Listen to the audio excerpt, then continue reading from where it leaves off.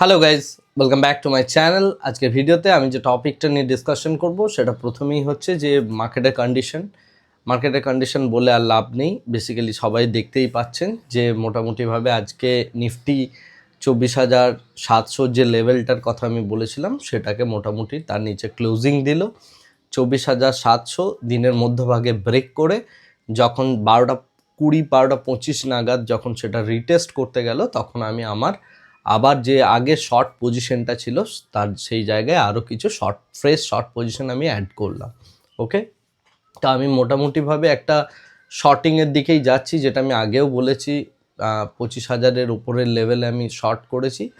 আমি একটু মানে লঙ্গার যে টাইম ফ্রেম হয় সেই টাইম ফ্রেমে খেলি, এবং তার সাথে সাথে যে লং অপশানসগুলো হয় অর্থাৎ ফার মান্থ এক্সপায়ারি, সেই সমস্ত অপশানই আমি জেনারেলি এই টাইপের শর্টিং করে থাকি। তো যাই হোক, সেই জায়গায় আমি আরও কিছু শর্ট পজিশন এক্সপেক্ট করলাম, মানে অ্যাড করলাম। এবং এর সাথে সাথে আমি যেটা এক্সপেক্ট করছি সেটা হচ্ছে যে আগামীকাল সকালে একটা গ্যাপ ডাউন হওয়ার বড় পসিবিলিটি রয়েছে।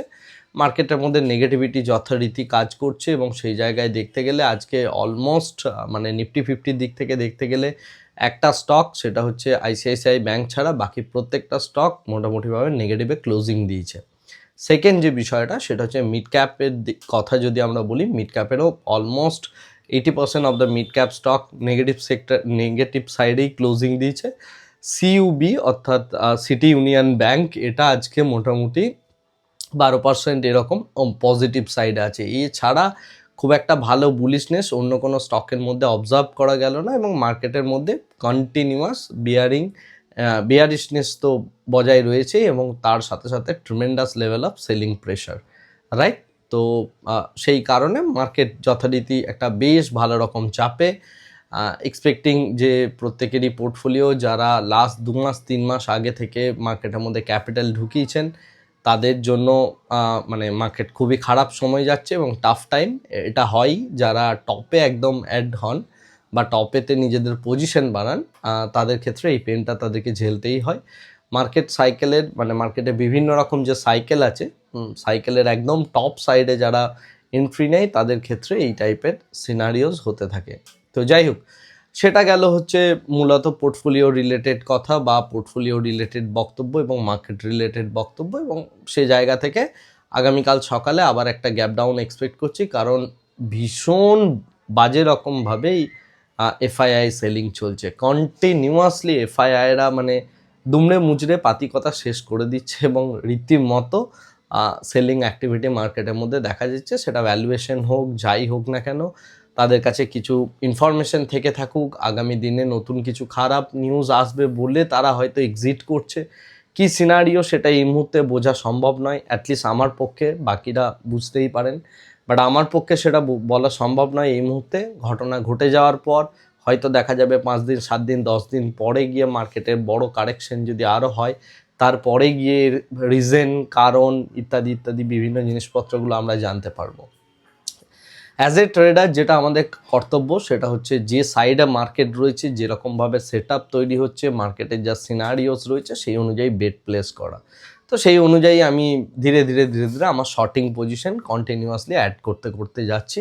দেখা যাক এটার মানে কতটা পরিমাণ ফল হয় বা কোন জায়গায় গিয়ে দাঁড়ায়। তবে এই মুহূর্তে মার্কেট যথেষ্ট ট্রিমেন্ডাস প্রেশারে, মানে ভয়ঙ্কর লেভেল অফ সেল অফ। এই টাইপের সেল অফ মানে লাস্ট 10 বছরে আমার মনে, লাস্ট 10 বছর নয়, মানে লাস্ট 2-3 বছরে কোভিডের পর থেকে আপনারা যারা জয়েন করেছেন তারা এই টাইপের সেল অফ আশা করি দেখেননি। যে সেল অফগুলো দেখেছেন হয়তো একদিনের জন্য হয়ে গিয়েছে। ফর এক্সাম্পল আমাদের বাজেটের সময়ের বা আমরা যদি ইলেকশনের সময়ের দেখি, সেগুলো একদিনের মধ্যেই হয়েছে, শার্প রিকভারি হয়েছে। বাট ধীরে ধীরে যে এই সেল অফ, এটার ভয়ঙ্করতম দিক হচ্ছে মানে এটা ভীষণ রকমের ভয়ঙ্কর, এবং এই সেল অফটা কিন্তু যদি কন্টিনিউ হয় তাহলে মানে অনেককেই দুঃখ দেবে যারা পোর্টফোলিও হোল্ডার। ওকে, যাই হোক, তো এটা গেল মার্কেটের কথা। আর আমি আজকে দুটো বই দেব। অনেকেই আমাকে বারবার রিকোয়েস্ট করছিলেন যে আপনি কিছু বই রেকমেন্ড করুন যে বইগুলো পড়ে অ্যাকচুয়ালি জানা যায় বা কিছু জিনিসপত্র শেখা যায়। তো আমি আজকে দুটো বইয়ের রেকমেন্ডেশন করছি যে বইগুলো আপনি পড়তে পারেন। আমি যে সমস্ত বইগুলো পড়ি বা পছন্দ করি সেগুলো একটু ক্লাসিক টাইপের বই। ক্লাসিক বই বলতে আমি যে জিনিসটা বোঝাচ্ছি মানে সেগুলো এমন একজন কোনো বিখ্যাত ব্যক্তিত্বের লেখা যে তার একটা ভালো ট্রেডিং হিস্ট্রি আছে। এরকম নয় যে আমি মার্কেট থেকে যার তার খুশি একটা বই নিয়ে এসে পড়লাম বা সেই বইটাকে রেকমেন্ড করে দিচ্ছে, আমি সেটা করতে পারি না। কারণ যিনি লিখছেন তার একটা ব্যাকগ্রাউন্ড থাকা চাই, তার একটা পেডিগ্রি থাকা চাই, রাইট? এবং তিনি কি কাজ করে গিয়েছেন হিস্টোরিক্যালি সেই বিষয়টাও জানা দরকার। তাতে যত পুরনো বই হলেও হোক কোনো অসুবিধা নেই।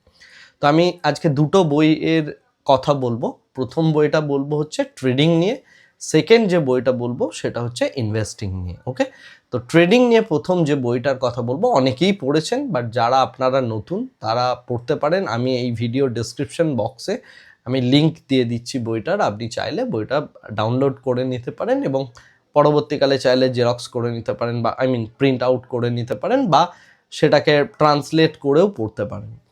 তো প্রথম বইটা হচ্ছে the reminiscences of a stock operator. এই বইটা লেখা হচ্ছে স্যার জেসি লিভারমোরের লাইফ নিয়ে বা তিনি যেভাবে ট্রেডিংটাকে দেখেছিলেন সেই বিষয়টা নিয়ে। রেমিনেশন অফ এ স্টক অপারেটর এই বইটা যদি আপনি পড়েন আপনার মনে হবে, যদি আপনি ইন্ট্রাডে ট্রেড করে থাকেন বা কোনো ট্রেডিং অ্যাক্টিভিটিসের সাথে যুক্ত হয়ে থাকেন, তাহলে প্রত্যেকটা পাতায় পাতায় আপনার মনে হবে এই বইটা আপনাকে নিয়ে লেখা। অর্থাৎ আপনার কমপ্লিট যে সাইকোলজি হয় ট্রেডিংয়ের সময়, আপনি লস করছেন, প্রফিট করছেন, লস করছেন, কিভাবে পুরো গেমটা চলছে সেটার উপর এই পুরো বইটা লেখা অ্যাকচুয়ালি। ওকে, তো reminiscences of a stock operator sir Jesse লিভারমোরের ওপর লেখা। জেসি লিভারমোর হচ্ছেন পৃথিবীর সর্বকালীন সেরা ট্রেডার বলা হয়ে থাকে তাকে। ওকে, তো আপনি রেমিনেশনস অফ এ স্টক অপারেটর পড়তে পারেন। সেকেন্ড যে বইটা বলবো সেটা হচ্ছে বেঞ্জামিন গ্রাহামের লেখা একটা বই, ক্লাসিক বই, অসাধারণ সুন্দর বই। সেই বইটা হচ্ছে যে the intelligent investor. Okay, intelligent ইনভেস্টারের লেখক হচ্ছেন গ্রাহাম। বেঞ্জামিন গ্রাহাম হচ্ছেন স্যার ওয়ারেন বাফেটের মেন্টার।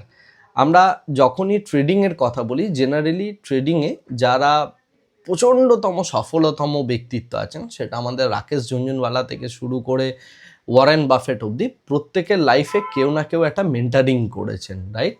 সুতরাং আপনি যদি ট্রেডিং করতে চান তাহলে আপনার কারোর না কারোর একটা মেন্টারশিপের দরকার পড়ে। সো মেন্টারশিপের মধ্যে থেকে আপনাকে পুরো গেমটা বুঝতে হয়। তো বেঞ্জামিন গ্রাহামের কাছ থেকে sir Warren Buffett actually mentorship নিয়েছিলেন এবং ওখান থেকেই উনি শিখেছিলেন। তো সেই বেঞ্জামিন গ্রাহামের লেখা যে বইটা ইন্টেলিজেন্ট ইনভেস্টার, আপনি এই বইটা পড়তে পারেন। বইটা অনেকটা বড়, 600 পাতার কাছাকাছি বই, বাট এটাও একটা খুব সুন্দর ক্লাসিক্যাল বই। থিওরিটিক্যাল নলেজ নেওয়ার জন্য যথেষ্ট ভালো বই, যেখানে আপনি স্টকের ভ্যালুয়েশন নিয়ে বুঝতে পারবেন, স্টকের মধ্যে কি কি গেম প্লে আউট হয়, কিভাবে একটা স্টককে ধরতে হয় এবং একটা স্টক কিভাবে বাড়ে, কিভাবে অপারেটর প্লে হয়, প্রত্যেকটা জিনিস কিন্তু আপনি এই বইটার মধ্যে পাবেন। এবং তার সাথে সাথে ইম্পর্টেন্ট যে জিনিসটা, বিজনেস অ্যাসপেক্টটা বুঝতে পারবেন যে বিজনেস জিনিসটা কী।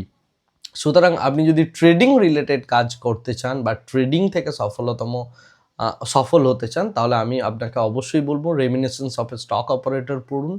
এবং এর সাথে সাথে যদি ইনভেস্টিংটাকে, সেটা হচ্ছে যে আপনি এটা পড়ুন, দ্য ইন্টেলিজেন্ট ইনভেস্টার পড়ুন। এই দুটো বই আমি আজকের জন্য রেকমেন্ড করলাম। আপনারা আমার কাছে, আমি এখানে কতগুলো লিঙ্ক দিয়ে দিচ্ছি, দুটো লিঙ্ক ডেসক্রিপশন বক্সে, আপনি সেই লিঙ্কটা ডাউনলোড করে বইগুলো ডাউনলোড করে নিন ফ্রি অফ কস্ট, এবং তারপরে ওটাকে চাইলে আপনি ট্রান্সলেট করে করে পড়তে পারেন যদি আপনার ইংরেজিতে অসুবিধা থেকে থাকে।